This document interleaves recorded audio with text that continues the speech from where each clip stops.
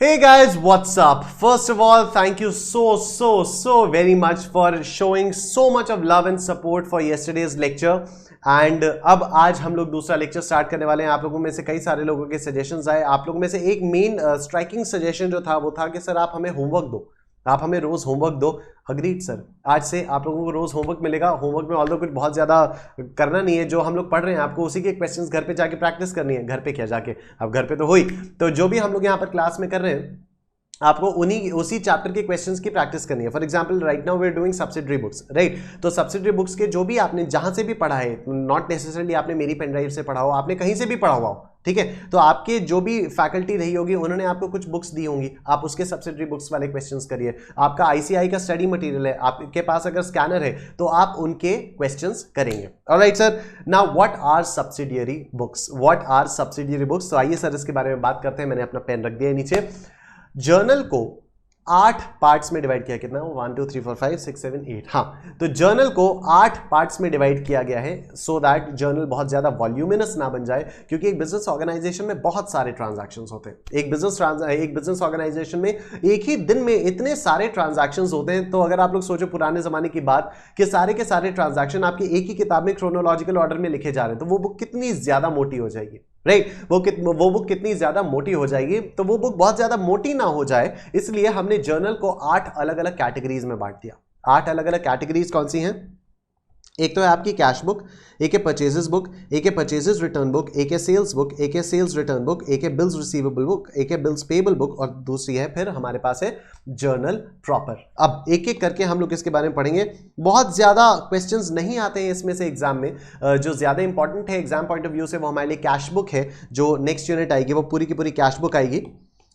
तो अभी हम लोग एक बार जल्दी से गो थ्रू करते हैं। अच्छा, जितने भी क्वेश्चंस हैं सब्सिडियरी बुक्स के, जो भी आपके मॉक टेस्ट पेपर्स के, आरटीपीज वगैरह के, सबके पास एग्जामिनेशन क्वेश्चंस जो भी थे, वो सारे के सारे मैंने आप लोगों को इन्हीं नोट्स में लिख कर दे दिए हैं, ठीक है? जो आपके आईसीआई स्टडी मटेरियल के क्वेश्चंस है वो भी मैंने आप लोगों को यहाँ पर लिख के दे दिए हैं। देखिए, देख रहे हो आप लोग, ये आपका आईसीआई स्टडी मटेरियल का क्वेश्चन है, इसका सॉल्यूशन, पूरा सॉल्यूशन।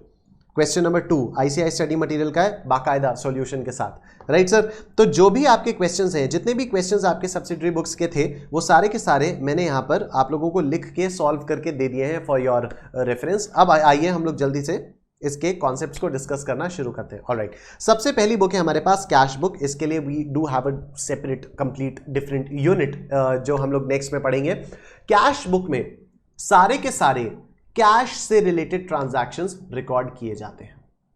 कैश बुक में सारे के सारे कैश से रिलेटेड ट्रांजैक्शंस रिकॉर्ड किए जाते हैं। गुड्स खरीदते समय कैश पे किया, कैश बुक में जाएगा। गुड्स बेचते समय कैश मिला, कैश बुक में जाएगा। किसी डेटर ने हमें कैश दिया, कैश बुक में जाएगा। गुड्स रिटर्न करे, कैश वापस आया, कैश बुक में जाएगा। जितने भी कमीशन पे किया, कैश बुक में जाएगा। एक्सपेंसेस कैश से पे किया, कैश में जाएगा। जितने भी ट्रांजैक्शंस आपके कैश अकाउंट को अफेक्ट करेंगे, वो सारे के सारे कैश बुक में रिकॉर्ड होंगे। बाकी अभी इसके बारे में हम लोग डिटेल में आगे चल के बात करेंगे। आई एम श्योर आप लोगों को पता होगा सिंपल कैश बुक या सिंगल कॉलम कैश बुक, फिर आपके पास होती है डबल कॉलम कैश बुक, उसके बाद आपके पास होती है triple column cash book and so on.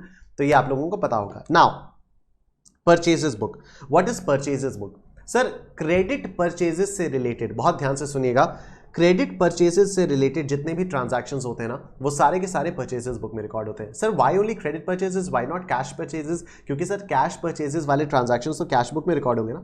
Cash purchases वाले ट्रांजैक्शंस तो कैश बुक में रिकॉर्ड होंगे, तो क्रेडिट परचेजेस वाले जितने भी ट्रांजैक्शंस होंगे वो आपके परचेजेस बुक में रिकॉर्ड होंगे। Purchases return book, purchases return book में अगेन क्रेडिट परचेजेस वाले ट्रांजैक्शंस कहां रिकॉर्ड हुए? परचेजेस बुक में। तो क्रेडिट परचेजेस के रिटर्न वाले ट्रांजैक्शंस कहां रिकॉर्ड होंगे? परचेजेस रिटर्न बुक में। सर, कैश परचेज वाला अगर रिटर्न किया तो कैश बुक में, ठीक है?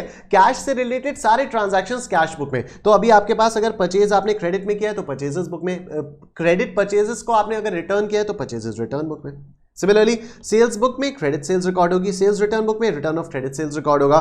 बिल्स रिसीवेबल बुक में बिल्स रिसीवेबल सारे रिकॉर्ड होंगे, और बिल्स पेबल बुक में सारे के सारे बिल्स पेबल से रिलेटेड एंट्रीज रिकॉर्ड होंगी। उसके बाद भी अगर थोड़ी बहुत जान बच जाए तो जर्नल प्रॉपर में, ठीक है? मुझे इस टीम में सिर्फ वो प्लेयर्स चाहिए जो इंडिया के लिए खेलें, इंडिया। उसके बाद अपनी टीम में अपने साथियों के लिए, और उसके बाद भी अगर थोड़ी बहुत जान बच जाए तो अपने लिए। तो सारे के सारे ट्रांजैक्शंस कैश से रिलेटेड कैश बुक में रिकॉर्ड होंगे, बाकी सारे ट्रांजैक्शंस इन सारी बुक्स में रिकॉर्ड्स होंगे, इन सारी बुक्स में रिकॉर्ड होंगे। उसके बाद भी अगर कोई ट्रांजैक्शन बच जाए तो वो जर्नल प्रॉपर में। सर एग्जांपल तो दो। Discount allowed, depreciation, discount allowed, discount received, depreciation, ये सारी की सारी चीजें आपकी जर्नल प्रॉपर में रिकॉर्ड होंगी। ऑलराइट सर, अब एक एक करके थोड़ा सा डिटेल में पढ़ लेते हैं। कैश बुक के बारे में तो हम लोग बाद में पढ़ेंगे, परचेजेस का आइए जल्दी से आपको बता देता हूं। क्रेडिट परचेजेस से रिलेटेड सारे ट्रांजैक्शंस क्रेडिट परचेजेस बुक में रिकॉर्ड किए जाएंगे, ठीक है। ऑलराइट, क्वेश्चन देखते हैं, क्वेश्चन देखते हैं। Although exam point of view से बहुत कम रेलेवेंट है, इसलिए I am just going to go through quickly to this question, और उसके बाद फिर मैं आपको सॉल्यूशन दिखा के आगे बढ़ता जाऊंगा। कैश बुक में I want to spend more time, cash book वाले जो भी क्वेश्चंस होंगे वो मैं आप लोगों को सॉल्व करूंगा यहाँ पर, और बाकी सॉल्यूशंस तो मैंने उसके भी दिए ही हुए हैं आप लोगों को। ऑलराइट, देखिए sir, the rough book of Messrs. Narayan and Company contains the following. Rough book of Messrs. Narayan and Company contains the following. 2016 February 1 purchased from Brown and Company on credit. Alright, तो credit purchases हुई, कहां से purchase किया? Brown and company से credit पे purchase किया। क्या किया? 5 gross pencils at 100 rupees per gross, 1 gross registers at 240 rupees per dozen.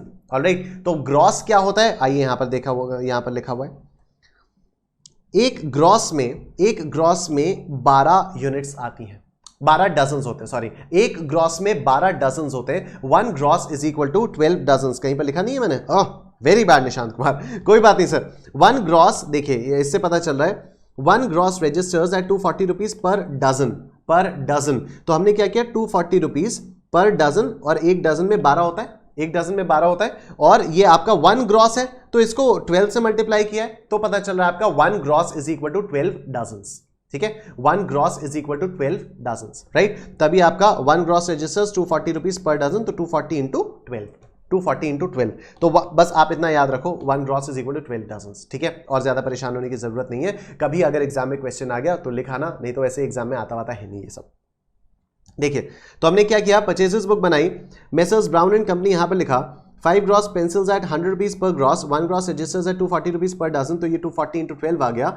तो ये आपका आया 500 प्लस 2880, ये आपका टोटल आया 3380, और इसमें आपको 10% मिल गया ट्रेड डिस्काउंट 338 का, ठीक है। इसमें आपको 10% मिल गया 10% का 338 का। तो आपकी परचेजेस बुक में जो वैल्यू जाएगी वो आएगी 3042। परचेजेस बुक में जो वैल्यू हो जाएगी वो आपकी आएगी 3042। इसकी जर्नल एंट्री क्या होगी? इसकी जर्नल एंट्री होगी sir, purchases account debit to mister Brown 3042। ये एंट्री तब होती अगर हम लोग परचेजेस बुक ना मेंटेन कर रहे होते तो, ठीक है, क्योंकि ट्रेड डिस्काउंट तो आप नहीं लिखते हो ना, ट्रेड डिस्काउंट तो आप बुक्स ऑफ अकाउंट्स में रिकॉर्ड ही नहीं करते हो। तो अगर हम परचेजेस बुक नहीं बना रहे होते, अगर हम नॉर्मल जर्नल में इसकी एंट्रीज कर रहे होते, तो इस ट्रांजैक्शन से रिलेटेड हमारी एंट्री होती purchases account debit to mister Brown 3042, right. लेकिन अब तो सर परचेजेस बुक है, अब परचेजेस बुक है तो अब क्या होगा? अब क्या होगा मैं आपको बताता हूं। आपने महीने भर की जितनी भी परचेजेस थी वो आपने यहां पर रिकॉर्ड की, ठीक है। 1 फरवरी की परचेज आपने यहां पर रिकॉर्ड की, उसकी वैल्यू ये आई। 4 फरवरी की परचेज आपने यहां पर रिकॉर्ड की, उसकी वैल्यू ये आई। 5 फरवरी की परचेज आपने यहां पर रिकॉर्ड की, उसकी वैल्यू ये आई। पूरे महीने की परचेजेस बुक का जो टोटल है वो आ गया 5022, वो आ गया 5022। तो अभी 2 अकाउंट्स, परचेजेस अकाउंट में क्या जाएगा? आपका जो परचेजेस अकाउंट में जाएगा वो होगा sir purchases account debit to sundries as per purchases book, purchases account debit to sundries as per purchases book, और यहां पर आपकी टोटल वैल्यू जाएगी 5022। यहां पर आपकी टोटल वैल्यू जाएगी सर 5022, राइट सर। तो अगर आप परचेजेस बुक मेंटेन कर रहे हो, नाउ दिस परचेजेस बुक ये तो जर्नल का पार्ट है ना, purchases book is a sub division of journal, right? तो आपको इसको लेजर में पोस्टिंग भी तो करनी होगी, तो उसी के लिए ये आपका परचेज अकाउंट डेबिट होगा, परचेज अकाउंट डेबिट होगा। लेकिन हम लोग यूजुअली क्या करते हैं, मिस्टर ब्राउन को क्रेडिट करते हैं और फिर हम द पेपर कंपनी को क्रेडिट करते हैं, फिर हम मिसेस वर्मा एंड ब्रदर्स को क्रेडिट करते हैं। उसकी जगह हमने सिर्फ एक चीज क्रेडिट की, to sundries as per purchases book, और उसकी वैल्यू आ गई 5022, उसकी वैल्यू आ गई 5022। तो आपका जो परचेजेस अकाउंट बनेगा सर वो कुछ इस तरह का बनेगा।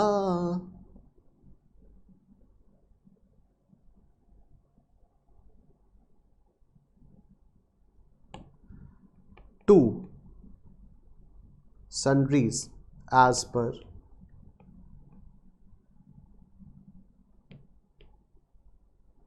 $502, ये बना हमारा परचेजेस अकाउंट। यहां पर आ जाएगा आपका बाय बैलेंस कैरी डाउन, ये आपका आ जाएगा बाय बैलेंस कैरी डाउन 5022।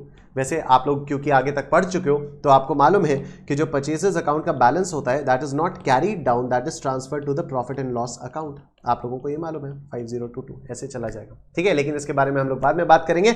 आइए सर अभी देखते हैं, लेकिन जो आपके इंडिविजुअल ये है ना क्रेडिटर्स, जो आपके इंडिविजुअल क्रेडिटर्स हैं इनके अकाउंट्स में जाएगा by purchases account, by purchases account, by purchases account. देखिए कैसे जाएगा। अच्छा, इनके इंडिविजुअल अकाउंट में कैसे जाएगा? Messrs Brown and company, messrs Brown and company,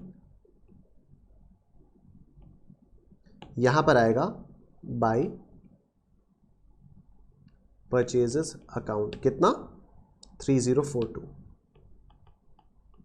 ठीक है? Similarly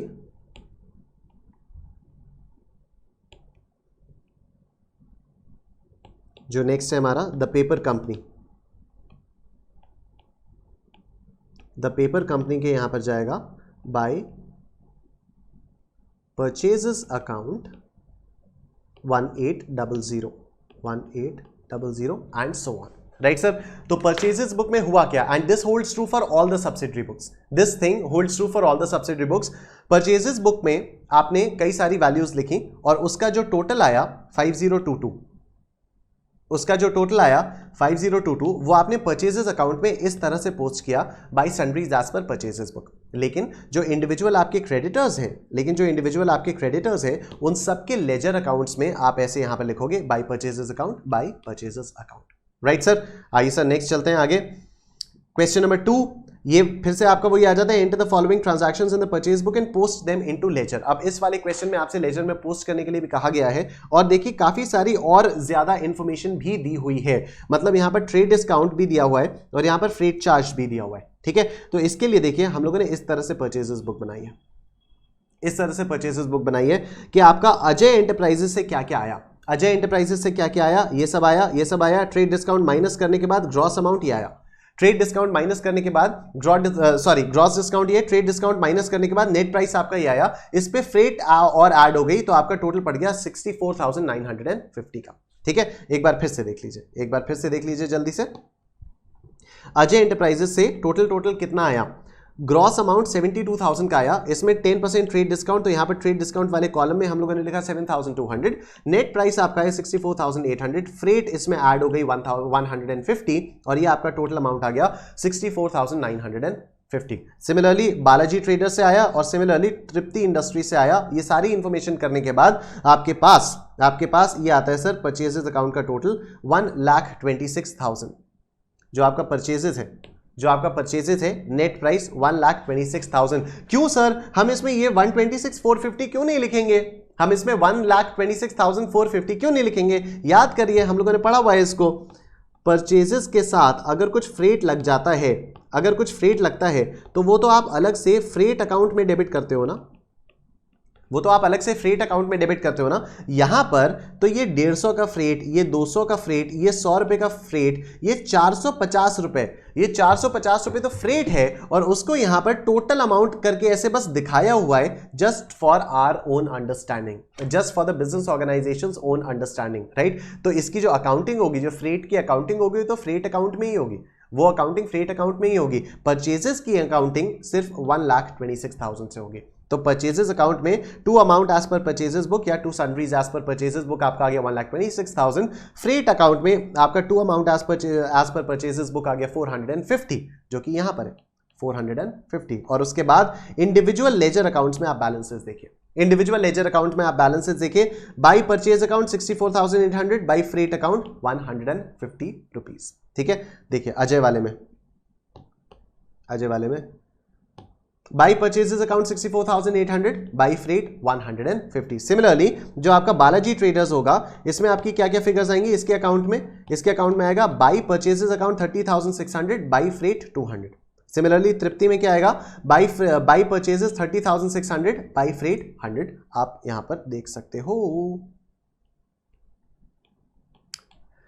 right sir, so this was purchases book. इसी तरह से बाकी सारी बुक्स हैं। नेक्स्ट आती है हमारे पास परचेजेस रिटर्न, जिसको हम लोग रिटर्न्स आउटवर्ड भी बोलते हैं। इसको मैं कैसे याद रखता हूं कि मैंने रिटर्न किया बाहर की तरफ। ठीक है, मैंने जब माल खरीदा तो मेरे पास अंदर आया, उसके बाद मैंने रिटर्न आउटवर्ड कर दिया, मैंने उसको परचेज को रिटर्न कर दिया। तो ये रिटर्न्स आउटवर्ड और रिटर्न्स इनवर्ड में जो भी कंफ्यूजन होता है उसको मैं तो इस तरह से टैकल करता हूं यार कि ये माल मैंने खरीदा था, अब मुझे इसको बाहर भेजना है, मुझे इसको वापस भेजना है, तो मुझे इसको बाहर भेजना है, हेंस रिटर्न आउटवर्ड्स। ठीक है, इससे पहले हम लोग एक बार बात करते हैं कि sir what is debit note, what is debit note. अब मेरी बात आप लोग बहुत ध्यान से सुनिएगा। जब आप कहीं से गुड्स परचेज करते हो, सपोज मैंने कहीं से गुड्स परचेज किए, तो मैं एंट्री क्या करूंगा, purchases account debit to creditors. यहां पर क्रेडिटर्स की जगह क्या हो जाएगा, श्याम, लेट्स से।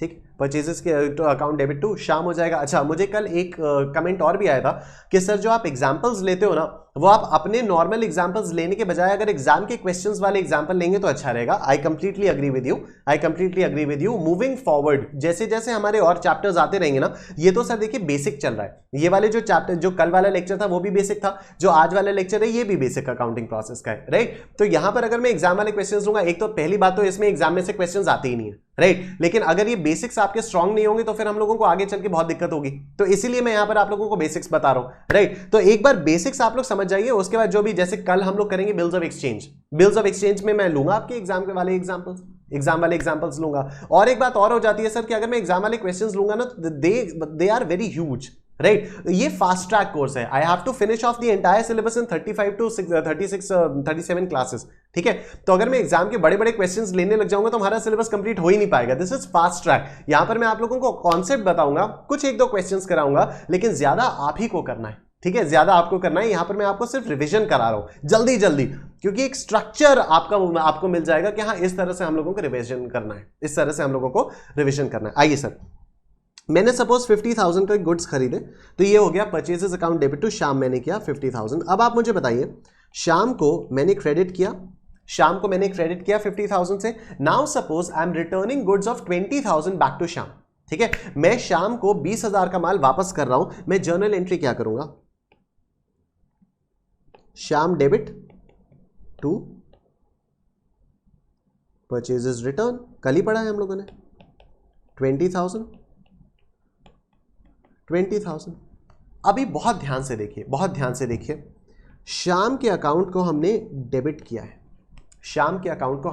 किया है, तो जब हम ये 20,000 का माल उसके पास वापस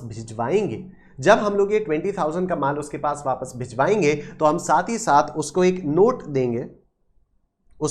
देंगे कि भाई हमने आपके अकाउंट को 20,000 रुपए से डेबिट कर लिया है, एक नोट देके हम उसको बताएंगे कि हमने आपके अकाउंट को 20,000 रुपए से डेबिट कर लिया है, हेंस द टर्म डेबिट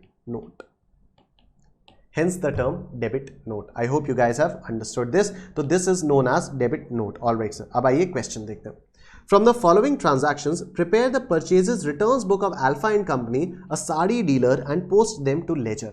ठीक है, ये आपका आरटीपी मई 19 में था, ये आरटीपी मई 20 में भी है, आरटीपी नवंबर 20 अभी तक आई नहीं है, राइट सर। या ये एमटीपी एमटीपी मई 20 में, किसी में तो है ये, अभी 2020 के भी एमटीपी आरटीपी में कहीं तो है। ठीक, अब देखिए 4 जनवरी 2018 को डेबिट नोट का नंबर था 101. Return to Goyal mills Surat 5 polyester saris at 100 rupees. Garg mills Kota accepted the return of the saris which were purchase for cash 5 Kota saris at 40 rupees. ठीक है, तो अब आइए देखिए इसको कैसे करते हैं. गोयल मिल्स वाली जो है वही यहां पर रिकॉर्ड किया जाएगा. जो गोयल मिल्स वाला है वही परचेजेस रिटर्न बुक में रिकॉर्ड किया जाएगा. सर गर्ग मिल्स वाला क्यों नहीं किया जाएगा? क्योंकि गर्ग मिल्स वाली जो साड़ीज थी वो कैश में परचेज की गई थी. गर्ग मिल्स वाली जो साड़ीज थी वो कैश में परचेज की गई थी, इसीलिए गर्ग मिल्स वाली जो रिटर्न होगा वो कैश बुक में जाएगा. ठीक है, जब इसकी साड़ी खरीदी थी तो कैश बुक में एंट्री हुई होगी, तो अभी साड़ी वापस कर रहे हैं गर्ग मिल्स को तो वो उसकी भी एंट्री कैश बुक में होगी. परचेजेस बुक में या परचेजेस रिटर्न बुक में सिर्फ वही एंट्रीज जाती हैं जो क्रेडिट में परचेज की हुई होती हैं और उसका रिटर्न होता है. राइट, तो अभी गोयल मिल्स वाला ये 500 रुपए जाएगा. गोयल मिल्स वाला ये देखिए 500 रुपए आया. नेक्स्ट एग्जाम्पल क्या है? Return to Mittal mills Bangalore 5 silk saris 260 और उसके बाद रिटर्न 1 टाइपराइटर. Return 1 typewriter. अच्छा, रिटर्न 1 टाइपराइटर. ये बताया, एक बात बताइए, ये अल्फा एंड कंपनी जो है ये साड़ी का डीलर है. अल्फा एंड कंपनी ये साड़ी का डीलर है, तो क्या टाइपराइटर का वापस करना परचेजेस रिटर्न बुक में जाएगा? क्या टाइपराइटर का वापस करना परचेजेस रिटर्न बुक में जाएगा? No no no no no. क्यों नहीं जाएगा सर? क्योंकि टाइपराइटर तो हमारे लिए गुड्स है ही नहीं. टाइपराइटर हमारे लिए गुड्स है ही नहीं. हम लोगों ने कल ही बात की थी कि सिर्फ गुड्स को आप परचेजेस रिटर्न या सेल्स रिटर्न में क्लासिफाई कर सकते हो. किसी भी और चीज को आप गुड्स में या परचेजेस रिटर्न, सेल्स या सेल्स रिटर्न में क्लासिफाई नहीं कर सकते. राइट सर, तो ये आपका टाइपराइटर है, ये परचेजेस रिटर्न बुक में नहीं जाएगा. परचेजेस रिटर्न बुक में आपकी ये सिल्क की साड़ियां जाएंगी. 5 साड़ियां जो खरीदी थी 260 रुपए ईच की. तो ये आ गया आपका मित्तल मिल्स 1300 ये आ गया. और परचेजेस रिटर्न का जो टोटल है वो है 1800. परचेजेस रिटर्न का जो टोटल आ गया वो आ गया 1800. अब इसके लेजर अकाउंट में ये आ जाएगा by sundries as per purchases book 1800. I hope this is getting clear. Goyal mills में यही 2 परचेजेस रिटर्न 500, मित्तल मिल्स में 2 परचेजेस रिटर्न 1300. ठीक है सर, बाकी ये वाला आप कर सकते हो, ये वाला क्वेश्चन आप कर सकते हो, कर लीजिएगा, ये होमवर्क हो जाएगा आपके लिए. अगेन सेम चीज आपकी सेल्स बुक के साथ आ जाती है. सेम चीज आपकी सेल्स बुक के साथ आ जाती है. जो भी क्वेश्चन होगा आप देख लीजिए, उसके बाद आपका यहां पर आता रहेगा, ये आता रहेगा, ये आता रहेगा, ये आता रहेगा. टोटल आपका आएगा 1,92,100. टोटल आपका आएगा 1,92,100 और इसको आपको सेल्स अकाउंट में पोस्ट करना है. एग्जाम में क्वेश्चंस नहीं आते हैं इसके. ठीक है, मैं इसलिए थोड़ा सा रश कर रहा हूं क्योंकि इस वाले टॉपिक में से, ये सब्सिडरी बुक्स में से एग्जाम में क्वेश्चंस नहीं आते. अगर आते भी हैं तो ट्रू एंड फॉल्स के थोड़े बहुत आते हैं कि परचेजेस रिटर्न था लेकिन उसको कैश बुक में रिकॉर्ड कर लिया गया, बताओ ये ट्रू हुआ या फॉल्स हुआ? तो आप कहोगे कि ये फॉल्स हुआ क्योंकि अगर क्रेडिट परचेजेस रिटर्न था तो उसको परचेजेस रिटर्न बुक में रिकॉर्ड करना चाहिए था, कैश बुक में रिकॉर्ड नहीं करना चाहिए था. ठीक है, तो इस तरह के क्वेश्चंस आएंगे, तो ये बड़े सिंपल टाइप के क्वेश्चंस हैं, आप लोग कर सकते हो. ऑल राइट, ये रहा, ये देखो, sales book is kept to record both cash and credit sales. True and false. ये आपका आरटीपी मई 2018 का क्वेश्चन है, एमटीपी नवंबर 2018 का क्वेश्चन है, सिंपल क्वेश्चन है. False. Sales book is a register specially kept to record credit sales of goods dealt in by the firm. Cash sales are entered in the cash book and not in the sales book. Similarly आपका sales book आ जाता है और sales return book आ जाता है और sales return के साथ हमारे पास आता है सर क्रेडिट नोट. अब आप सिचुएशन दोबारा समझिए, अब आप सिचुएशन को दोबारा समझिए. मैंने किसी को गुड्स बेचे, मैंने सपोज मोहन को गुड्स बेचे, तो मैंने एंट्री की Mohan debit to sales account, let's say 50,000. मैंने एंट्री पास की Mohan debit to sales account 50,000. अभी यहां पर मैंने मोहन को डेबिट किया, मोहन ने मुझे 10,000 का माल वापस कर दिया, मोहन ने मुझे 10,000 का माल वापस भेज दिया. तो अब मैं एंट्री क्या करूंगा? मैं एंट्री करूंगा sales return account debit 10,000 to Mohan 10,000. Sales return account debit 10,000 to Mohan 10,000. अभी देखिए यहां पर क्या हुआ, मोहन के अकाउंट को मैंने क्रेडिट किया है, तो सर जब भी मेरे पास बेचा हुआ माल वापस आएगा, तो मैं उस पार्टी को एक नोट भेजूंगा, कि मोहन भाई मैं आपका अकाउंट क्रेडिट कर चुका हूं. क्रेडिट नोट, मोहन भाई मैं आपका अकाउंट क्रेडिट कर चुका हूं, हेंस क्रेडिट नोट, राइट। तो credit note is issued when sales returns are made and debit note is issued when purchases return are made. अगर आप खरीदा हुआ माल वापस करते हो तो आप डेबिट नोट इशू करोगे, लेकिन अगर बेचा हुआ माल आपके पास वापस आता है तो आप क्रेडिट नोट इशू करोगे। ठीक है सर, आइए ट्रू एंड फॉल्स वाला है। बिल्स रिसीवेबल, बिल्स पेबल आपका बिल्कुल इंपॉर्टेंट नहीं है। Now what is journal proper? Journal proper, all the transactions which can not be recorded in any of the above books are recorded in the journal proper. Take for example any of the following: purchases of fixed assets on credit, purchases of fixed asset on credit, computer खरीदा उधार पर, ठीक है, तो computer account debit to party, ना cash में जाएगा, ना परचेजेस रिटर्न, ना सेल्स रिटर्न, किसी में भी। Discount allowed, discount received, bad debts etcetera. ठीक, उसके बाद हमारे पास सर एक कॉन्सेप्ट आता है ओपनिंग जर्नल एंट्री का। ओपनिंग जर्नल एंट्री का कॉन्सेप्ट बहुत ही सिंपल होता है। क्या होता है कि आपके पास क्वेश्चन छोड़ो, प्रैक्टिकली बता दो। प्रैक्टिकली क्या होता है कि सर आपने इस साल की बुक्स ऑफ अकाउंट्स को क्लोज कर दिया, आपने इस साल की बुक्स ऑफ अकाउंट्स को क्लोज कर दिया, जितने भी आपके पास एक्सपेंसेस और उसके रेवेन्यूज, जितने भी आपके पास रेवेन्यूज और एक्सपेंसेस के बैलेंसेस थे आपने उनको प्रॉफिट एंड लॉस में ट्रांसफर कर दिया, जितने भी आपके पास एसेट्स, लायबिलिटी और कैपिटल था वो आपने बैलेंस शीट में ट्रांसफर कर दिया। अभी आपकी बुक में कोई लेजर नहीं है, अभी आपकी बुक में कोई लेजर नहीं है, राइट। लेकिन ये जो आपके एसेट्स और लायबिलिटीज हैं इनके ओपनिंग बैलेंस तो अगले साल फिर कैरी फॉरवर्ड होंगे, ठीक है।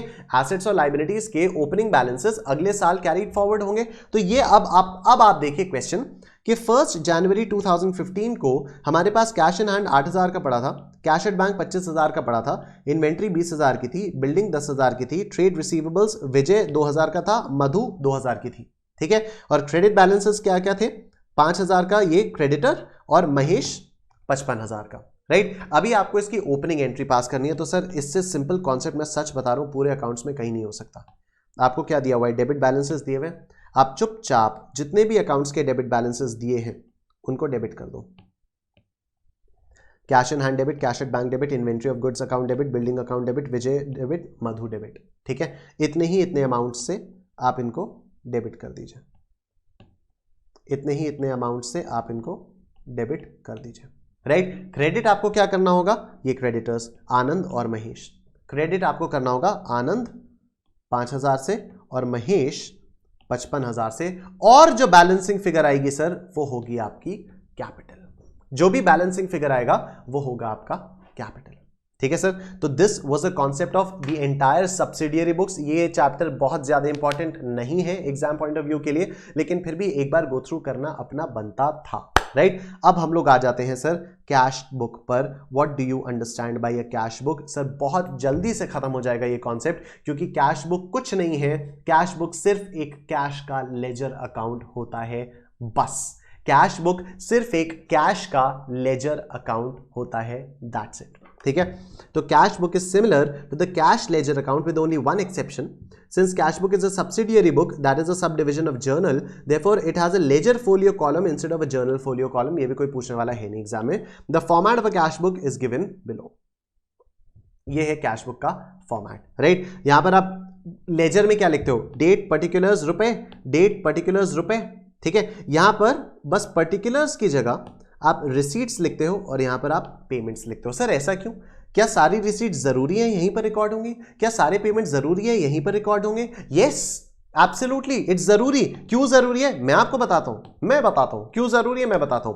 आपके पास कैश आया, सपोज मोहन ने आपको कैश दिया, आप एंट्री क्या पास करोगे?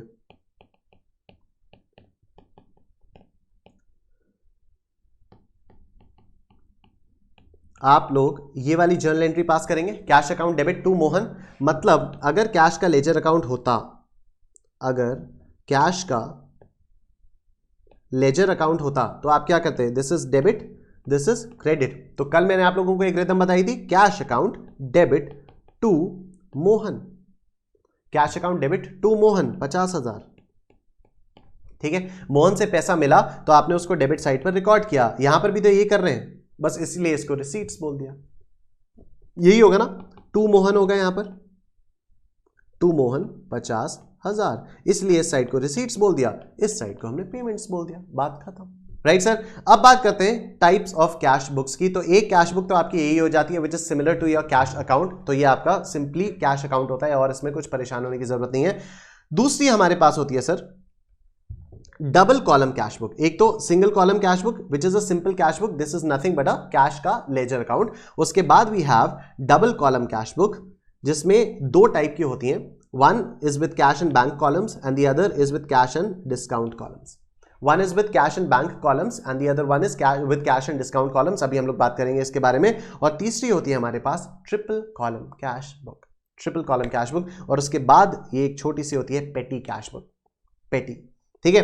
तो single column cash book, only cash transactions are recorded in simple cash book, hence it represents cash account. तो cash account with cash account ही है। तो अगर आपने कैश बुक बनाई, अगर आपने एक सिंपल कैश बुक बनाई, तो क्या आपको कैश का लेजर अकाउंट बनाने की जरूरत है?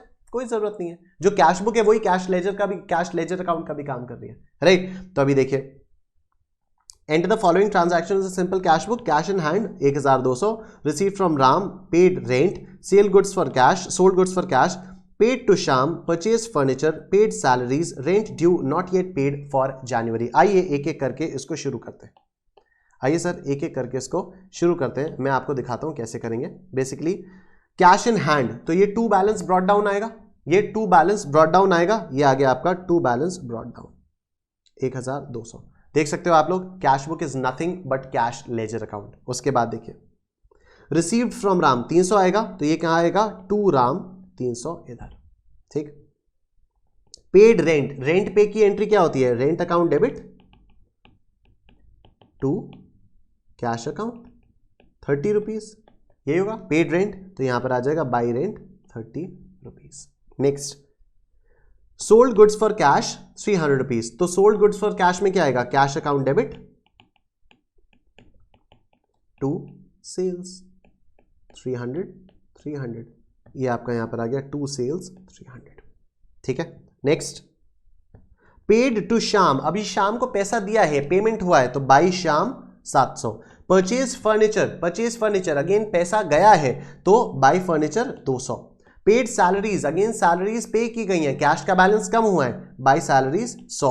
Rent due not yet paid for January, क्या इसको कैश बुक में रिकॉर्ड करेंगे? No no no no no, इसको हम लोग कैश बुक में रिकॉर्ड करेंगे ही नहीं। क्यों? क्योंकि कैश बुक में तो सिर्फ वो ट्रांजैक्शंस रिकॉर्ड होते हैं जो पहले कैश से रिलेटेड होते हैं, ठीक है सर। तो this transaction will not be recorded in the cash book, और यहां पर आपका ये बैलेंस आ जाएगा, बैलेंस कैरीड डाउन, ठीक है। अब हम लोग अगली बार बात करते हैं डबल कॉलम कैश बुक की। इसमें पहला पॉइंट है with cash and bank columns. Sir ये इतना सिंपल है, इतना सिंपल है कि आपको बहुत मजा आने वाला है। आइए एक इलस्ट्रेशन देखते हैं, एक इलस्ट्रेशन से देखते हैं, समझते हैं।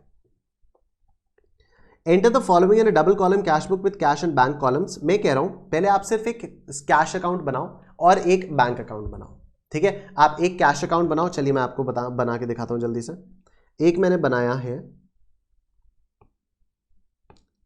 कैश अकाउंट और एक मैं बना रहा हूं बैंक अकाउंट, ठीक है। एक मैंने बनाया कैश अकाउंट, एक मैंने बनाया sir bank account. Cash in hand 15,000, to balance brought down, ये थोड़ा सा छोटा हो गया, पिताजी की पतलून एक बिलांग छोटी कर दो।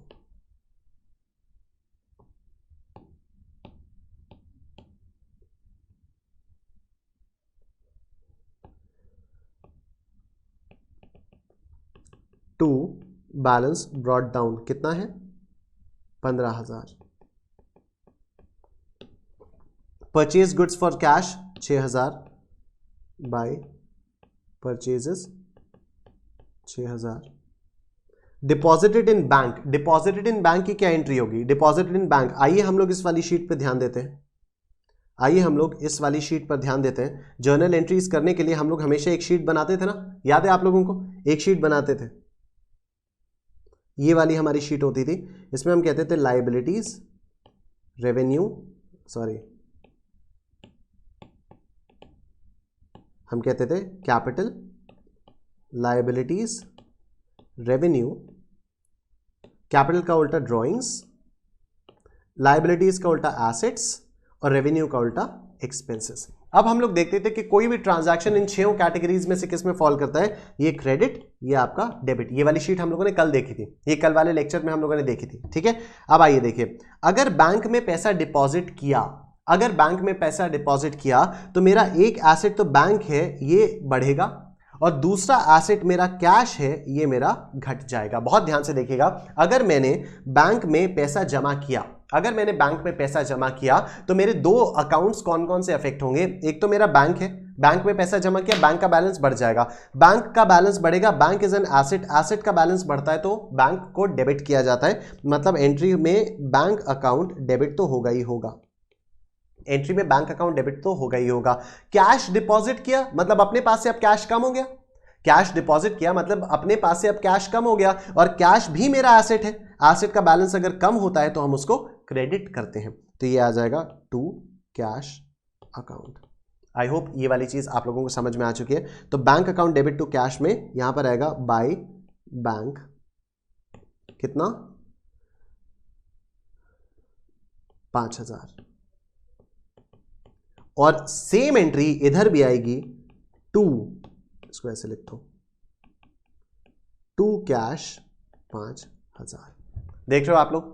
तो सर ऐसी एंट्रीज जिसमें कैश और बैंक दोनों अकाउंट्स अफेक्ट होते हैं, ऐसी एंट्रीज जिसमें कैश और बैंक दोनों अकाउंट्स अफेक्ट होते हैं, इनको हम लोग बोलते हैं कॉन्ट्रा एंट्रीज। अभी थोड़ी देर में और समझ में आएगा। ये वाला ट्रांजैक्शन हो गया। अब आइए आगे देखते हैं।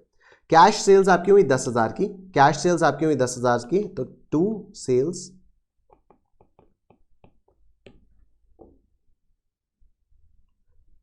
Cash withdrawn from bank for office use. अभी बैंक से कैश को निकाल लिया, अभी जब बैंक से कैश को निकाला तो बैंक का बैलेंस कम होगा, बैंक का बैलेंस कम होगा, एसेट का बैलेंस कम होता है तो उसको क्रेडिट करते हैं, और कैश विथड्रॉ किया मतलब अपने पास अब कैश बढ़ जाएगा, कैश का बैलेंस बढ़ जाएगा, एसेट का बैलेंस बढ़ता है तो उसको डेबिट करते हैं। तो cash account debit to bank 2000, यहां पर आएगा बाई कैश 2000।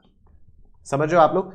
लेजर पोस्टिंग चल रही है पैरेलली, और कुछ नहीं है। Cash account debit to bank 2000, bank account is credited by cash account with 2000 rupees. ठीक। रिसीव्ड कैश फ्रॉम दामिनी, बहुत अच्छी बात है, दामिनी ने आपको कैश दिया, यहां पर कर दीजिए टू दामिनी, कितना दिया 3000। और उसके बाद received cheque from Dolly and deposited in the bank in the same day. अगर डॉली से चेक मिला और उसी दिन बैंक में डिपॉजिट कर दिया, अगर डॉली से चेक मिला और उसी दिन बैंक में डिपॉजिट कर दिया, तब तो हम लोग बैंक अकाउंट को डेबिट करते हैं। ठीक है, इस चीज को ध्यान रखिएगा। अगर आपको चेक मिला और आपने कुछ दिन तक अपने पास रखा, तब तो आप चेक इन हैंड अकाउंट को डेबिट करते हो। लेकिन अगर आपने चेक को उसी दिन बैंक में डिपॉजिट कर दिया, अगर आपने बैंक को में उसी दिन डिपॉजिट कर दिया, तब आप एंट्री करते हो बैंक अकाउंट डेबिट। ठीक है, अगर आपने चेक को अपने पास रखा रहा तो आप या तो चेक इन हैंड डेबिट करोगे या तो कैश अकाउंट को डेबिट करोगे। समझिएगा बात को। अगर आपको चेक मिला, अगर सपोज आपने मुझे चेक दिया, चेक रिसीव्ड, तो अभी मेरे पास दो ऑप्शंस हैं, या तो मैं कैश अकाउंट को डेबिट करूंगा या तो मैं चेक इन हैंड को डेबिट करूंगा और आपको क्रेडिट कर दूंगा, आपको क्रेडिट कर दूंगा। और उसके बाद जब मैं इसको बैंक में डिपॉजिट करने जाऊंगा तो फिर मैं एंट्री पास करूंगा bank account debit to cash.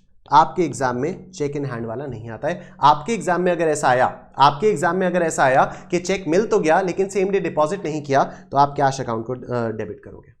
ठीक है, आपके एग्जाम में अगर ऐसा आया कि चेक मिल गया लेकिन सेम डे डिपॉजिट नहीं किया, तो आप लोग कैश अकाउंट को डेबिट करोगे। ठीक है, तो cash account debit to party और उसके बाद bank account debit to cash whenever the cheque is deposited. अभी इस वाले क्वेश्चन में क्या है, इस वाले क्वेश्चन में डॉली से चेक मिला और हाथ के हाथ बैंक में डिपॉजिट कर दिया। अगर डॉली से चेक मिलने पर हाथ के हाथ बैंक में डिपॉजिट कर दिया तो आप लोग सीधा बैंक अकाउंट को ही डेबिट करोगे। Bank account debit to Dolly, तो ये हो जाएगा bank account debit to Dolly. आगे देखिए अब क्या आएगा। Received cheque from Deepak not banked, received cheque from Deepak not banked, मतलब अभी चेक दीपक से मिल चुका है लेकिन इसको बैंक में जमा नहीं किया है। ठीक है, दीपक से चेक मिल चुका है लेकिन अभी इसको बैंक में जमा नहीं किया है। तो मैंने अभी आप लोगों को बताया कि आप लोगों के एग्जाम में चेक इन हैंड वाला कॉन्सेप्ट नहीं लगता है। आप लोग पहले कैश अकाउंट को डेबिट करोगे, मतलब एंट्री हो जाएगी sir cash account debit to Deepak, cash account debit to Deepak 5,000 रुपए, 5,000 रुपए। उसके बाद क्या लिखा है, cheque receive from Deepak deposited in bank. जो चेक दीपक से मिला था उसको बैंक में जमा कर दिया। तो अब जब बैंक में जमा कर दिया तो bank account debit to cash, तो यहां पर आ जाएगा bank account debit to cash. अरे डॉली वाला अमाउंट तो लिखा ही नहीं मैंने, 2,000, ठीक है। और दीपक से कितना मिला, 5,000। और यहां पर आ जाएगा सर बाई बैंक 5,000, ठीक है। उसके बाद यहां पर आपका बाई बैलेंस कैरी डाउन आ जाएगा और यहां पर भी आपका बाई बैलेंस कैरी डाउन आ जाएगा। जो भी आएगा देखा जाएगा। ये सॉल्यूशन आपको पूरा मैं साफ साफ लिख के यहां पर दे चुका हूं, ठीक है। अभी देखें तो आपने सारे के सारे ट्रांजैक्शंस को कैश अकाउंट में नोट किया, बैंक अकाउंट में नोट किया। आपको बनानी थी sir double column cash book. अभी क्या होगा, इन दोनों को आप मर्ज कर दोगे। इन दोनों को आप मर्ज कैसे करोगे कि आप एक ये डबल कॉलम कैश बुक बनाओगे जिसमें डेबिट साइड में एक कॉलम कैश का होगा, एक कॉलम बैंक का होगा, और क्रेडिट साइड में भी एक कॉलम कैश का होगा, एक कॉलम बैंक का होगा, राइट सर। तो डेबिट और क्रेडिट दोनों साइड्स में एक कॉलम कैश का, एक कॉलम बैंक का, तो आपकी बन जाएगी डबल कॉलम कैश बुक। सारे के सारे ट्रांजैक्शंस जितने कैश अकाउंट में थे वो आप यहां पर लिखोगे, सारे के सारे ट्रांजैक्शंस जितने बैंक अकाउंट में थे वो भी आप सारे के सारे यहां पर लिखोगे। आइए आपको दिखाता हूं, आइए आपको जल्दी से दिखाता हूं। Balance brought down 15,000, balance brought down cash वाले कॉलम में 15,000, कैश वाले कॉलम में 15,000, ठीक है। सेल्स 10,000, टू सेल्स कैश वाले कॉलम में 10,000, टू सेल्स कैश वाले कॉलम में 10,000। Bank 2,000, to bank 2,000। Damini 3,000, to Damini 3,000 cash वाले कॉलम में। दीपक 5,000, टू दीपक 5,000, ठीक है। आइए बैंक के डेबिट वाले ट्रांजैक्शंस देखते हैं। टू कैश 5,000, ये रहा टू कैश। अब बैंक वाले कॉलम में 5,000, बैंक वाले कॉलम में 5,000। और देखिए टू डॉली 2,000, अब टू डॉली यहां पर आया बैंक वाले कॉलम में 2,000, टू डॉली बैंक वाले कॉलम में 2,000। उसके बाद to cash 5,000, to cash bank वाले कॉलम में 5,000, बैंक वाले कॉलम में 5,000। तो कैश बुक के जितने भी डेबिट वाले आइटम्स हैं, कैश अकाउंट में जितने भी डेबिट वाले आइटम्स हैं वो सारे यहां पर लिखे और उनके अमाउंट्स को कैश कॉलम के अंदर लिखा। और बैंक बुक में ये बैंक अकाउंट में, बैंक वाले लेजर अकाउंट में जितने भी बैलेंसेस थे वो सारे के सारे हमने बैंक के कॉलम के अंदर लिख दिए। और सिमिलरली हमने क्रेडिट बैलेंसेस भी इस तरह से लिख दिए। सिमिलरली जो कैश के क्रेडिट ट्रांजैक्शंस और बैंक के क्रेडिट ट्रांजैक्शंस है वो भी हम लोगों ने यहां पर लिख दिए। आपका अल्टीमेटली आ गया बैलेंस कैरीड डाउन दोनों का। This is known as double column cash book with cash and bank columns, ठीक है। Double column cash book with cash and bank columns. उसके बाद हमारे पास आता है with cash and discount columns. With cash and discount columns, इसमें क्या होता है देखिए,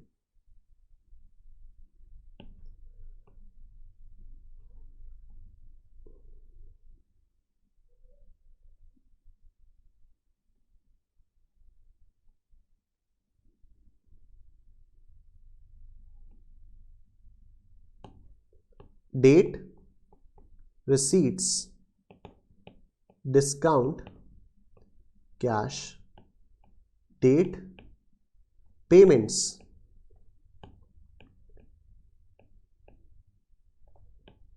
discount, कैश, ठीक है। Date, receipts, discount, cash, date payments, discount, cash. ये वाला आप मुझे बताओ, ये डिस्काउंट अलाउड लिखेंगे या डिस्काउंट रिसीव्ड लिखेंगे? सर यहां पर हम लोग लिखेंगे डिस्काउंट अलाउड और यहां पर हम लोग लिखेंगे डिस्काउंट रिसीव्ड। सर क्यों, ऐसा क्यों किया? क्योंकि सर जब जब डिस्काउंट अलाउड होता है तब तब वो डेबिट होता है क्योंकि वो आपका एक्सपेंस है। जब जब डिस्काउंट अलाउ किया जाता है वो आपका डेबिट होता है because it is your expense. तो डेबिट साइड में हम लोग जो डिस्काउंट वाली वैल्यूज लिखेंगे वो डिस्काउंट अलाउड की होंगी और क्रेडिट साइड में जो हम लोग डिस्काउंट की वैल्यूज लिखेंगे वो डिस्काउंट रिसीव्ड की वैल्यूज होंगी। ठीक है सर, आइए देखते हैं। ये क्वेश्चन है, ये क्वेश्चन है और इसका सॉल्यूशन आपको यहाँ पर दिया हुआ है, आप लोग देख सकते हैं। डिस्काउंट अलाउड इधर है, डिस्काउंट रिसीव्ड इधर है। एक बार जल्दी से I will make you go through this question, बहुत जल्दी से I will make you go through this question. देखिए, purchase furniture and paid cash 250 रुपये, ठीक है। बाई फर्नीचर 250 रुपये, वेरी गुड। परचेज गुड्स 500 रुपये, तो बाई परचेजेस 500 रुपये, very good. Sold goods for cash 950, तो टू सेल्स 950, टू सेल्स 950। अच्छा, शुरुआत में क्या था, 1 अप्रैल 2017 को he is commencing business with 2000 rupees as capital, तो cash account debit to capital तो आएगी, तो यही आया आपका cash account debit to capital 2000 रुपए। ठीक। Paid cash to Ram Mohan 560, he allowed discount 10 रुपए। अभी देखिए, हमने राम मोहन को पे जब किया तो उसने हमें डिस्काउंट अलाउ किया। हमने जब राम मोहन को 560 रुपए पे किए, मतलब टोटल पेमेंट कितना का करना था, टोटल पेमेंट आपको 570 का करना था, टोटल पेमेंट आपको 570 का करना था। ऐसे मत कर देना कि 560 में से 10 रुपए का डिस्काउंट मिला तो आपने राम मोहन को सिर्फ 550 पे करके दिखा दिया। ठीक है, so be careful. Paid cash to Ram Mohan, साफ साफ तो कितना पे कैश किया उसके साफ साफ तो सामने लिखा हुआ है 560। ठीक है, इसमें कंफ्यूज होने का कोई सेंस ही नहीं बनता है, फिर भी I am not sure why students get confuse. Paid cash to Ram Mohan, सामने लिखा हुआ है 560, कितना कैश पे किया, 560 रुपए पे किया। ठीक है, कितना डिस्काउंट राम मोहन ने हमें दिया, 10 रुपए दिया। तो अब राम मोहन ने डिस्काउंट अलाउ किया है, राम मोहन ने डिस्काउंट अलाउ किया है, लेकिन हमें तो डिस्काउंट रिसीव हुआ है ना, हमें डिस्काउंट रिसीव हुआ है, तो हम यहां पर लिखेंगे by Ram Mohan, discount received में हम लिखेंगे 10 रुपए और अमाउंट में हम लोग लिखेंगे 560। ठीक है, डिस्काउंट रिसीव्ड में लिखा 10 रुपए और यहां पर लिखा 560। नेक्स्ट ट्रांजैक्शन देखते हैं, received cash from Krishna and company, allowed discount 20 रुपए। अभी यहां पर देखो, हमें 600 रुपए का कैश कृष्णा एंड कंपनी से मिला, हमें कृष्णा एंड कंपनी से 600 रुपए का कैश मिला, हमने उसको 20 रुपए का डिस्काउंट अलाउ किया। अभी ये हमने उसको अलाउ किया तो डिस्काउंट अलाउ मेरा एक्सपेंस हो जाएगा, तो ये डेबिट हो जाएगा। टू कृष्णा एंड कंपनी 600 रुपए दिए, 600 रुपए हमें मिले, 20 रुपए का हमने डिस्काउंट अलाउ किया, 20 रुपए का हमने डिस्काउंट अलाउ किया। इसी तरह से ये चलता रहेगा, इसी तरह से चलता रहेगा। बैलेंसिंग जब होगी, बैलेंसिंग जब होगी तो क्या डिस्काउंट कॉलम्स की बैलेंसिंग होगी, क्या डिस्काउंट के कॉलम्स की बैलेंसिंग होगी? नहीं होगी, क्योंकि सर बैलेंसिंग तो तब होती ना अगर ये दोनों सेम अकाउंट्स होते, ये दोनों तो सेम अकाउंट्स ही नहीं है। This is the discount allowed account and this is the discount received account. I hope you guys are understanding, this is the discount allowed account, ये दोनों अकाउंट्स ही अलग अलग है। ठीक है, बैलेंसिंग तो तब होगी ना जब एक ही अकाउंट के डेबिट और क्रेडिट साइड्स होंगी, यहां पर तो दो डिफरेंट अकाउंट्स हैं, डिस्काउंट अलाउड अकाउंट है और ये डिस्काउंट रिसीव्ड अकाउंट है, तो बैलेंसिंग का तो मतलब ही नहीं बनता है, यहां पर सिर्फ इसकी टोटलिंग होगी, यहां पर सिर्फ इसकी टोटलिंग होगी। नेक्स्ट टॉपिक आता है सर अपने पास ट्रिपल कॉलम कैश बुक। कुछ नहीं है, बहुत सिंपल है। ट्रिपल कॉलम कैश बुक में आपका कैश कॉलम भी होगा, आपका बैंक कॉलम भी होगा और आपका डिस्काउंट वाला कॉलम भी होगा। ठीक है, बैलेंसिंग आपकी कैश और बैंक की हो जाएगी, लेकिन डिस्काउंट कॉलम्स की बैलेंसिंग नहीं होगी, बिकॉज अगेन डेबिट साइड में जो डिस्काउंट का कॉलम होगा that would be discount allowed account, और जो क्रेडिट साइड में डिस्काउंट वाला कॉलम होगा that would be your discount received account. ठीक है, तो ये वाला क्वेश्चन है, इसको आप लोग, चलो मैं दिखा देता हूं आपको, जल्दी से दिखा देता हूं, थोड़े से ट्रांजैक्शंस दिखा देता हूं, थोड़े से ट्रांजैक्शंस दिखा देता हूं। अच्छा, एक चीज रह गई थी बताने की कि सर ये जो डबल कॉलम कैश बुक है ना, ये देखो, जो डबल कॉलम कैश बुक है आपकी, double column cash book with cash and bank columns, double column cash book with cash and bank columns, इसमें कुछ कुछ ट्रांजैक्शंस ऐसे होते हैं जो बैंक और कैश दोनों को अफेक्ट करते हैं, तो उनको हम लोग बोलते हैं कॉन्ट्रा एंट्रीज, उनको हम लोग बोलते हैं सर कॉन्ट्रा एंट्रीज। जैसे कि ये है bank account debit to cash account 5000 रुपए, bank account debit to cash account 5000 रुपए, और यहां पर आ जाएगा cash account is credited by bank account with 5000 रुपए। सेम चीज, फिर से देखो, फिर से देखो, फिर से देखो, फिर से देखो, फिर से देखो, फिर से देखो, 5 मार्च का transaction to cash account bank के कॉलम में 5000 रुपए से, 5 मार्च को टू कैश अकाउंट बैंक के कॉलम में 5000 रुपए से, 5 मार्च को बाय बैंक अकाउंट कैश के कॉलम में 5000 रुपए से। एंट्री क्या हुई है? एंट्री हुई है bank account debit to cash account. Entry हुई है सर, एंट्री आपकी हुई है bank account debit to cash account 5000। अभी जब बैंक अकाउंट में इसकी पोस्टिंग की, सॉरी पहले कैश अकाउंट में दिखाते हैं, जब कैश अकाउंट में इसकी पोस्टिंग की तो ये आया बाय बैंक 5000, और जब बैंक अकाउंट में इसकी पोस्टिंग की तो ये आया टू कैश 5000, ये आया टू कैश 5000। तो यहां पर यही हुआ है, टू कैश 5000 बैंक के कॉलम में, टू कैश 5000 बैंक के कॉलम में, बाई कैश 5000 कैश के कॉलम में। ऐसी एंट्रीज को हम लोग बोलते हैं सर कॉन्ट्रा एंट्रीज, और ऐसे में हम लेजर फोलियो वाले कॉलम में सी लिख देते हैं। सी मतलब कॉन्ट्रा, सी मतलब कॉन्ट्रा। ठीक है सर, आइए अब बात करते हैं ट्रिपल कॉलम कैश बुक के बारे में। बहुत नीचे आ गया मैं, ये रहा क्वेश्चन नंबर 3। देखो, cash in hand 3000, cash at bank 12000।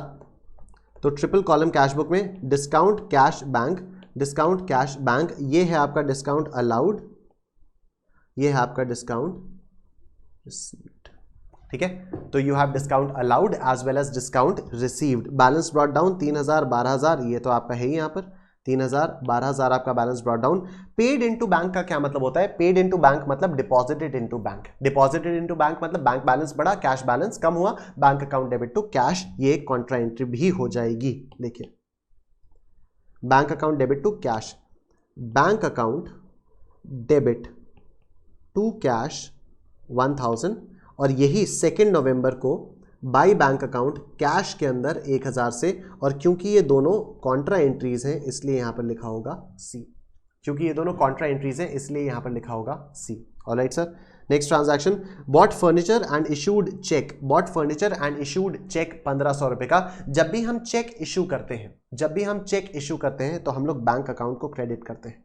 हम ये मानते हैं कि जैसे ही हमने चेक इशू किया हमारे बैंक में से बैलेंस गया।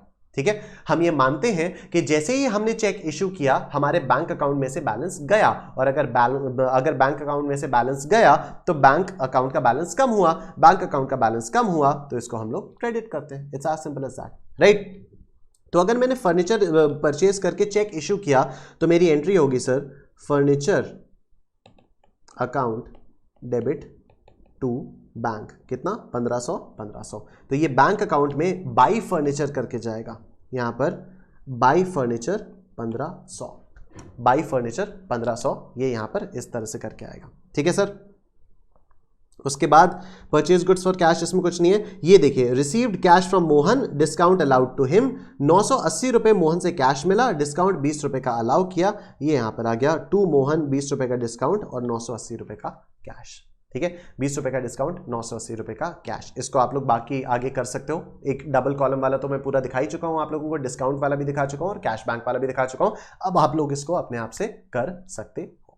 ठीक है सर, हम लोग आ जाते हैं पेटी कैश बुक पे। What do you understand by पेटी कैश बुक? एक बिजनेस ऑर्गेनाइजेशन में कई सारे छोटे छोटे खर्चे होते हैं। पेटी मतलब छोटे छोटे। ठीक है, एक बिजनेस ऑर्गेनाइजेशन में कई सारे छोटे छोटे खर्चे होते हैं, और उन छोटे छोटे खर्चों के लिए हम एक अलग से कैश बुक बनाते हैं, पेटी कैश बुक। क्यों बनाते हैं बताता हूं आप लोगों को। बिजनेस ऑर्गेनाइजेशन में एक कैशियर होगा, एक कैशियर होगा, उस कैशियर के पास बहुत सारे काम होंगे। कहां से पैसा आया, किसको माल आया तो उसको पैसा देना है, वगैरह वगैरह। कैशियर के पास बहुत सारे काम होते हैं। तो ये जो छोटे मोटे खर्चे होते हैं ना, पेन लाना, पेंसिल लाना, कैलकुलेटर खरीदना, चाय लाना, नाश्ता लाना, कोई आ गया तो उसके लिए कुछ मिठाई वगैरह लाना, बर्थडे पे अपने लिए कुछ मिठाई, ये सारी जितनी भी चीज़ें होती हैं ये सारे छोटे छोटे खर्चे होते हैं, रोज़मर्रा के खर्चे होते हैं। इसके लिए एक बंदा अपॉइंट किया जाता है, इसके लिए एक बंदा अपॉइंट कर दिया जाता है। सपोज किसी ऑर्गेनाइजेशन ने मुझे अपॉइंट कर दिया एज अ पेटी कैशियर। अब वो मेरे को क्या करेगा, हर हफ्ते के स्टार्टिंग में या हर महीने के स्टार्टिंग में मुझे कुछ 100 500 1000 रुपए दे देगा, मुझे कुछ 100 500 1000 रुपए दे देगा। और पूरे ऑफिस में पता होगा कि यार अगर छोटे मोटे खर्चे हैं ना तो निशांत कुमार से आकर बात करनी है, छोटे मोटे खर्चे हैं तो निशांत कुमार से आकर बात करनी है। तो लोग मेरे पास आएंगे, भैया चाय लानी है, मैं चाय का पैसा दे दूंगा। ठीक है, लोग मेरे पास आके कहेंगे भैया स्टेशनरी खरीदनी है, मैं स्टेशनरी का पैसा दे दूंगा। लोग मेरे पास आकर कहेंगे भैया पेट्रोल डलाना है, मैं पेट्रोल का पैसा उसी में से निकाल के दे दूंगा। तो जो ओनर ने या जो भी मैनेजमेंट ने या जो भी मेन कैशियर ने मुझे 1000 रुपए दिए, इसी 1000 रुपए से मैं थोड़ा थोड़ा खर्चा करता रहूंगा, इसी 1000 रुपए में से मैं थोड़ा थोड़ा खर्चा करता रहूंगा, और इन सारे खर्चों को एक जगह रिकॉर्ड करूंगा, जिसको हम लोग बोलते हैं पेटी कैश बुक। दैट्स इट, यही है पेटी कैश बुक का कॉन्सेप्ट, और कुछ नहीं है। जितने भी ये छोटे छोटे खर्चे होते हैं उनको एक जगह रिकॉर्ड किया जाता है, उसको हम लोग बोलते हैं पेटी कैश बुक। आइए एक एग्जांपल से देखते हैं। ये सारी की सारी चीजें मैंने आपको यहाँ पर लिख के दी हुई हैं। अ small period say a week is decided, a budget is made for the petty expenses for the period decided above. Suppose a budget is made, the budget made is 500 rupees. In the beginning of the week, the main cashier would give 500 rupees to the petty cashier with the instructions that the petty cashier is responsible for making payments of expenses below 500 rupees. ठीक है, 500 से कम के जितने भी खर्चे होंगे वो Nishant Kumar bear करेगा. At the end of the week, the petty cashier would prepare an analytical report of the expenses supported by the documentary evidence. Documentary evidence क्या होता है? Vouchers वगैरह. ठीक है, अब किसी ने कहा कि चाय, तो चाय का बिल आएगा, चाय का भी बिल आएगा. सर चाय का बिल कौन देता है? जो बिजनेस ऑर्गेनाइजेशंस होती है उनमें चाय का बिल आता है. ठीक है, जो बिजनेस ऑर्गेनाइजेशन की एक चाय की दुकान सेट होती है कि इसी चाय की दुकान से चाय लेनी है, तो रोज इतने इतने 100 रुपए की चाय अगर आएगी तो वो चाय का बिल देगा ही आपको. ठीक है, हमें अपने अकाउंट्स में लगाना है. ठीक, and present it to the main cashier. Suppose the total expenses of a week come out to 480 rupees. ठीक है, तो 480 रुपया मेरे पास खर्चा हो गया. 500 रुपए मुझे दिए थे कैशियर ने, मैंने 480 रुपए खर्च कर दिए छोटे छोटे खर्चों से. अभी मेरे पास 20 रुपए बचे. ठीक है, मैंने हफ्ते के एंड में एक एनालिटिकल रिपोर्ट बनाकर उसको दे दी, वाउचर्स वगैरह सब कुछ दिखा दिए. कैशियर ने देखा, कहा हाँ बहुत बढ़िया तुमने बहुत अच्छा काम किया, ये लो 480 रुपए और ले लो अगले हफ्ते के लिए. ठीक है, मैंने कहा सर 500 होते, तो बोले 20 रुपए है ना तुम्हारे पास, 20 रुपए क्या खुद खाओगे? अब नहीं, तो 480 रुपए ही खर्च हुए, 20 रुपए अभी पुराने हफ्ते के पेंडिंग है, तो 480 रुपए वो और दे देगा.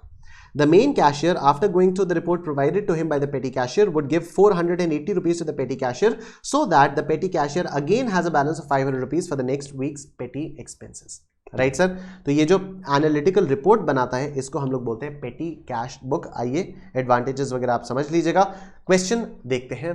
प्रिपेयर अ पेटी cash book on the impressed system. ये जो सिस्टम होता है ना कि थोड़ा सा पैसा दे दिया, इसके अंदर के जितने भी खर्चे होंगे वो तुम्हारी रिस्पॉन्सिबिलिटी है, उसके बाद तुम खर्च करके एक रिपोर्ट बना के हमें दोगे, ये इसको बोलते हैं हम लोग इम्प्रेस्ड सिस्टम. क्या बोलते हैं sir? Impressed system. Alright, so received 2000 rupees for पेटी कैश. रिसीव्ड 2000 रुपीज फॉर पेटी कैश. देखिए पेटी कैश बुक का फॉर्मेट कैसा है. इतना भयंकर सा फॉर्मेट कुछ नहीं है, बहुत सिंपल है, बहुत सिंपल है. यहां पर आपका आएगा रिसीट्स, यहां पर आएगा आपका रिसीट्स, और जो पेमेंट्स वाला कॉलम है वो ये पूरा हो जाएगा. जो पेमेंट्स वाला है वो ये पूरा हो जाएगा. पर्टिकुलर्स का यहां पर सिर्फ एक कॉलम होता है. बेसिकली ये है क्या, हम लोग यूजुअली क्या करते हैं, हम लोग यूजुअली डेट, रिसीट्स, रुपए, डेट, पेमेंट्स, रुपए. ठीक है, डेट, रिसीट्स, रुपए, डेट, पेमेंट्स, रुपए, इस तरह से करते हैं. जो भी हमारे पर्टिकुलर्स रिसीट्स के होते हैं उनको इधर लिखते हैं, जो भी हमारे पर्टिकुलर्स पेमेंट्स के होते हैं हम लोग उनको इधर लिखते हैं. लेकिन पेटी कैश बुक में क्या होगा कि पर्टिकुलर्स का एक ही कॉलम बनाया है, पर्टिकुलर्स का एक ही कॉलम बनाया है. यहां पर आ गया आपका रिसीट्स, यहां पर आ गए आपके पेमेंट्स. देखो पर्टिकुलर्स का एक कॉलम बनाए, यहां पर आ गया आपका रिसीट्स और यहां पर आ गए आपके सारे के सारे पेमेंट्स. यहाँ आपके सारे के सारे पेमेंट्स आ गए. ठीक है, डेट का भी एक ही कॉलम है, डेट का भी एक ही कॉलम है. अभी आइए देखिए और मजा आएगा, और मजा आएगा. वैसे भी आप लोगों को आता ही होगा, ये हम तो रिवाइज कर रहे हैं. 2000 रुपए पेटी कैश के लिए मिले, तो यहाँ पर रिसीट्स में लिख दिया 20,000 रुपीज. अच्छा 20,000 क्या, मैंने तो 20,000 तो मैं 2000 क्यों पढ़ रहा हूँ फालतू में. ठीक है, तो 20,000 रुपीज पेटी कैश एक्सपेंसेस के लिए मिले. तो 2017 अप्रैल 1 मैंने यहाँ लिख दिया 20,000 और यहाँ पर मैंने लिख दिया टू कैश. ठीक है, to cash. Petty cash book debit to cash. Petty cashier को तो मिला ना, तो पेटी कैशियर के लिए तो बैलेंस बढ़ गया, पेटी कैश का बैलेंस बढ़ा, तो petty cash account debit to cash. ये हो गया आपका 20,000 रिसीट्स में. उसके बाद जो जो खर्चे आए, paid auto fair. Auto fair मतलब भाड़ा, ऑटो रिक्शा का भाड़ा, तो ये आपका आ जाएगा कन्वेंस में. कन्वेंस के उसके अंदर आपने लिख दिया 500 और आपका टोटल भी आ गया 500. ठीक है, यूजुअली एग्जाम में पेटी कैश बुक पर भी क्वेश्चंस नहीं आते, यूजुअली एग्जाम में पेटी कैश बुक पर भी क्वेश्चंस नहीं आते. फिर भी आप लोगों को बस दिखाने के लिए, अगर बाई चांस आ जाए तो फिर आप लोगों को क्या करना है उसके लिए मैं आप लोगों को पढ़ा रहा हूं. यहाँ पर जितने भी आपके मेजर कैटेगरीज हैं, जितने भी आपके मेजर हेड्स होंगे खर्चों के, उनकी आप यहाँ पर हेडिंग्स बनाओगे. Conveyance, cartage, postage and telegram, wages, stationery, sundries. ठीक है, वेजेस, स्टेशनरी, सन्ड्रीज वगैरह ये सब आप बनाओगे. और जो भी आपके खर्चे होंगे वो आप इन इंडिविजुअल कॉलम्स में तो लिखोगे ही, वो आप इन इंडिविजुअल कॉलम्स में तो लिखोगे ही, और साथ ही साथ इस पूरे का टोटल आप इधर लिख दोगे, साथ ही साथ इस पूरे का टोटल आप इधर लिख दोगे. अभी आपको दिखाता हूं एक बार फिर से. ठीक है, ये है पेटी कैश बुक, कोई दिक्कत वाली बात नहीं है, बहुत ही सिंपल है. अभी देखिए, पेड ऑटो फेयर 500 रुपये, पेड ऑटो फेयर 500 रुपये. तो यहां पर क्या किया, बाई कन्वेंस, कन्वेंस के अंदर 500 और टोटल के अंदर भी 500. ठीक है, नेक्स्ट पेड कार्टेज, 2,500 रुपये, कार्टेज पे की 2,500 रुपये की, तो यहां पर कार्टेज वाली हेडिंग के अंदर 250 और यहां पर टोटल के अंदर भी 250, ठीक। Postage and Telegram 500, postage and Telegram 500, तो पोस्टेज एंड टेलीग्राम के अंदर यहां पर 500 और टोटल के अंदर भी 500 एंड सो ऑन, राइट। तो जितने भी टोटल आपके खर्चे हैं, जितने भी आपके टोटल खर्चे हैं, उसकी वैल्यू ये आ गई 17,200, राइट। तो ये बेसिकली आपका पेमेंट वाला हो गया, ये आपका पेमेंट वाला हो गया, ये आपका रिसीट्स था। 20,000 की रिसीट्स, 20,000 की रिसीट्स, 17,200 का आपका पेमेंट। तो यहां पर आ गया by balance carried down 2,800, by balance carried down 2,800, 20,000 का टोटल, यहां पर टू बैलेंस ब्रॉट डाउन 2,800 और टू कैश 17,200। मतलब बचा हुआ जो 17,200 था, जो आपने पिछले हफ्ते खर्च कर दिया, 17,200 आपने पिछले हफ्ते खर्च कर दिया, अब अगले हफ्ते आपको कैशियर ने फिर से 17,200 दे दिए, तो अब आपके पास फिर से 20,000 का हो गया। अब आप इसमें से इस वाले हफ्ते के खर्चे करते रहोगे, ठीक है सर। तो this was a concept of पेटी कैश बुक। उसके बाद हमारे पास एक छोटा सा ये चलता है entries for sale through debit और क्रेडिट कार्ड्स। इसमें कोई इशू नहीं है, कोई इशू है ही नहीं, ट्रस्ट मी, इसमें कोई इशू नहीं है। कैसे? अगर आपने डेबिट कार्ड या क्रेडिट कार्ड से पेमेंट किया तब भी तो आपके बैंक अकाउंट से गया ना, ठीक है। अगर आपने डेबिट कार्ड या क्रेडिट कार्ड से पेमेंट किया तब भी आपके बैंक अकाउंट से पैसा गया, ठीक है। या किसी ने अगर आपको पेमेंट किया, आप कुछ गुड्स बेच रहे हो, किसी और ने आके आपको अपने डेबिट कार्ड या क्रेडिट कार्ड से पेमेंट किया, तो पैसा डायरेक्टली आपके बैंक अकाउंट में चला गया ना, पैसा डायरेक्टली आपके बैंक अकाउंट में चला गया। तो जब सेल्स की तो एंट्री क्या हो जाएगी? वही bank account debit to sales. जब सेल हम लोगों ने की तो एंट्री वही हो जाएगी, bank account debit to sales. तो सर इसको इतना बड़ा अलग से टॉपिक क्यों बनाया हुआ है? इसका अलग से टॉपिक इसलिए बनाया हुआ है सर, क्योंकि जितनी भी सेल आप क्रेडिट या डेबिट कार्ड से इफेक्ट करते हो, उस पे बैंक आपसे कुछ कमीशन चार्ज करता है, ठीक है। देखो, बैंक आपको फैसिलिटी दे रहा है। बैंक ने आपको क्या फैसिलिटी दी? यूजुअली आप क्या करते हैं? आप कैश लेते, उसके बाद आप खुद से आते, बैंक में जमा करने के लिए आते, ठीक है। ये सारा का सारा काम आपका बच गया, क्योंकि जो आपका कस्टमर है उसने क्रेडिट या डेबिट कार्ड से पेमेंट किया, वो पैसा डायरेक्टली आपके बैंक अकाउंट में आ गया, तो आपकी काफी दौड़ धूप बच गई, ठीक है। तो इसके लिए बैंक आपसे कमीशन चार्ज करता है, और यही है बस इस चीज का खेल, ठीक है।